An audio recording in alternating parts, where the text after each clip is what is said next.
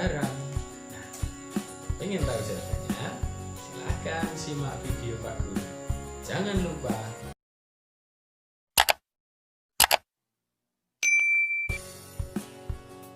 Assalamualaikum warahmatullahi wabarakatuh.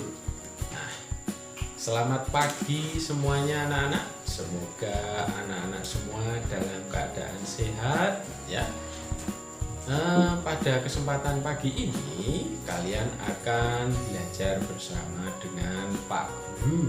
Nah, perkenalkan, nama Pak Guru adalah Pak Edi. Nah, sebelum belajar, marilah kita awali perjumpaan pada pagi hari ini dengan berdoa.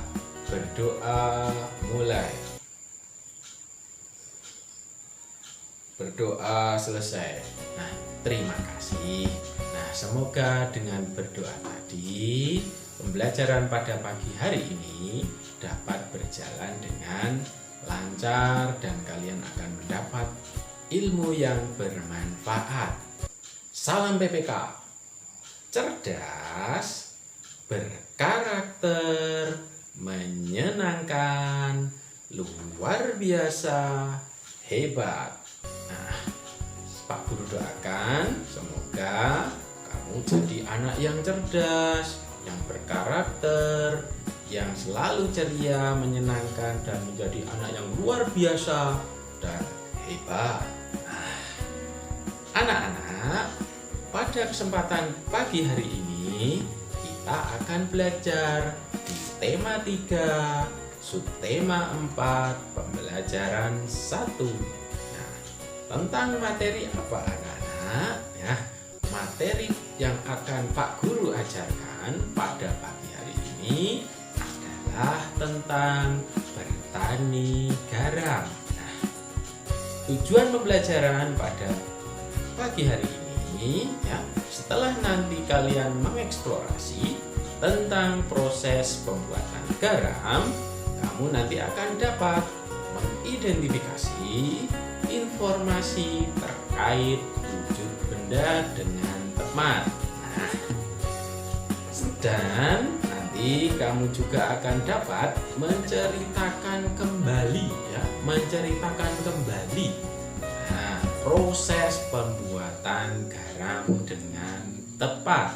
Nah, garam ya membuat masakan yang kita makan ya menjadi lezat. Nah, garamnya mana tuh ya tadi? Garamnya ya.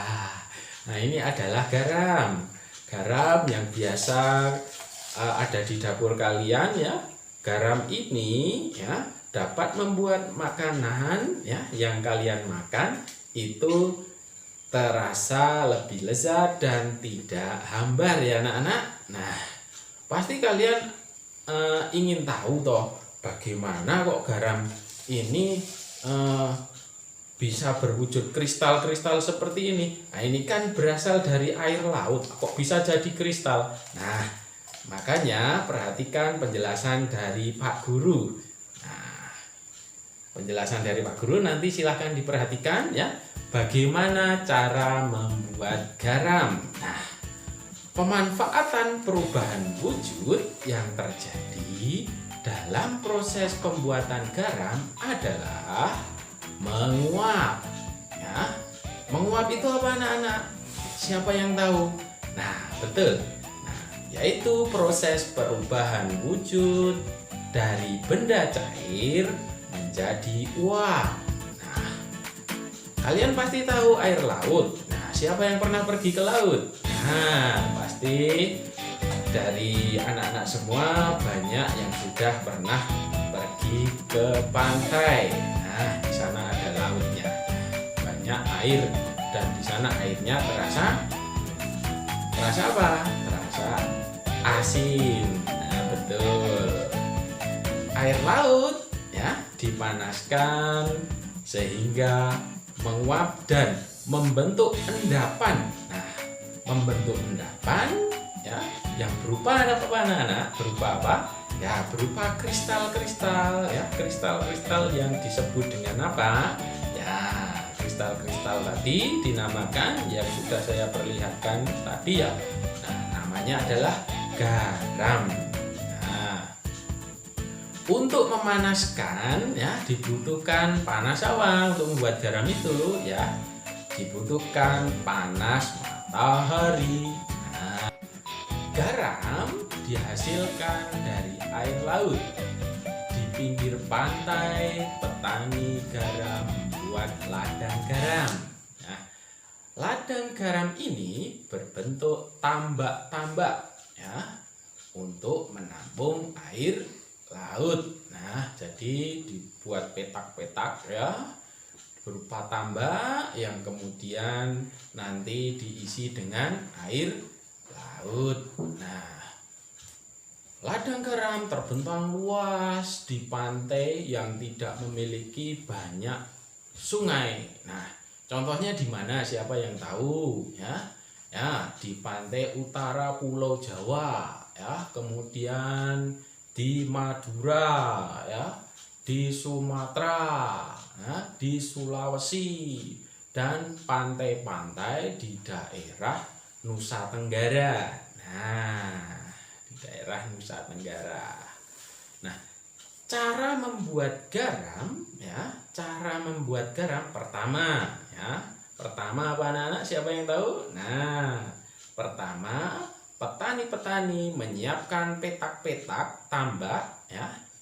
Nah, petak-petak tambak itu kemudian tanah di dalam petak-petak tambak terlebih dulu harus dipadatkan ya, dipadatkan ya. Kemudian setelah tambak garam dibuat, nah, nanti tambak tersebut diisi dengan apa? Ya, jelas karena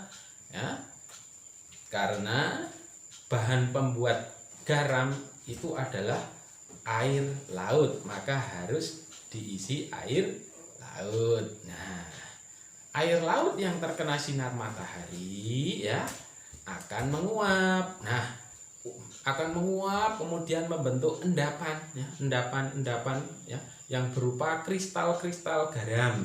Nah, untuk mendapatkan lapisan garam yang tebal ya, untuk mendapatkan lapisan garam yang tebal ya, nah itu setiap hari petani garam itu harus menambahkan air laut. Nah, menambahkan air laut di dalam tambaknya. Hal ini untuk apa? Untuk menggantikan air laut yang sudah menguap. Nah, yang sudah menguap. Nah, kemudian sekitar 210 hari. Nah, saya ulangi, sekitar 210 hari atau setelah musim kemarau itu berakhir. Nah, lapisan garam di dasar tambak, lapisan garam di dasar tambak pun harus segera dipanen, harus segera diambil.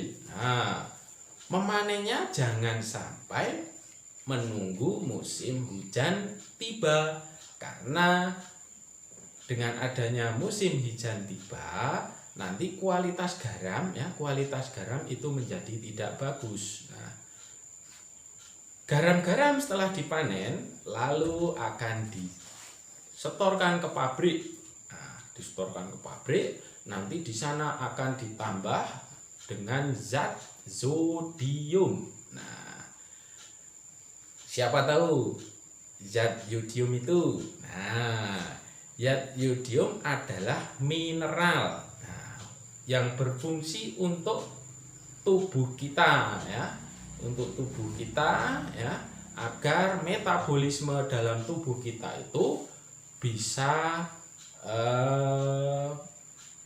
berjalan dengan lancar dan kemudian tidak akan terserang penyakit. Nah, penyakit apa yang akan menyerang ketika kita kurang zat yodium? Nah, yaitu penyakit gondok. Nah, di bagian leher ini akan menjadi besar ya. Nah, itu adalah akibat dari kekurangan zat yodium. Nah, anak-anak, nah setelah dari pabrik, nah diolah ditambah zat yodium, maka Nah, garam-garam yang sudah dikemas kemudian akan dikirim ke daerah-daerah. Nah, akan dikirim ke daerah-daerah, kemudian akan disetorkan kemana?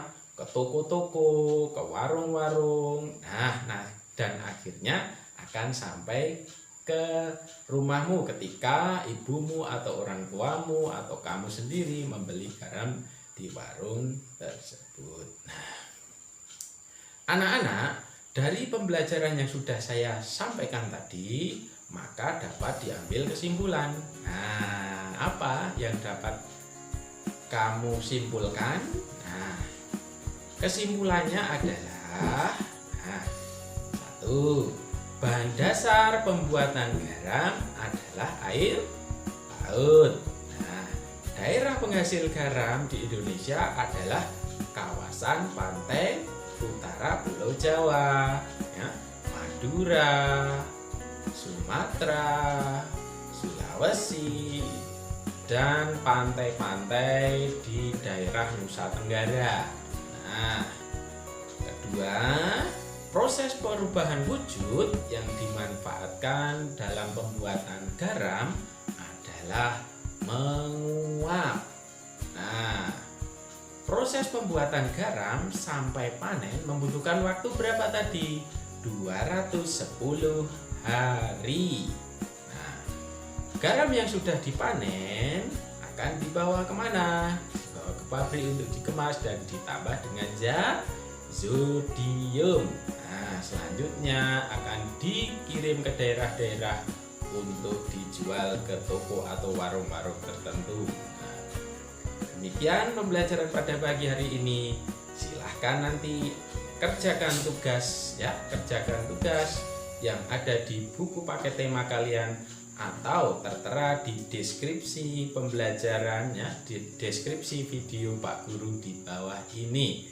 Nah, jangan lupa tetap semangat, tetap jaga kesehatan dan selalu ceria. Nah, demikian pembelajaran dari Pak Guru dan saya akhiri. Assalamualaikum warahmatullahi wabarakatuh.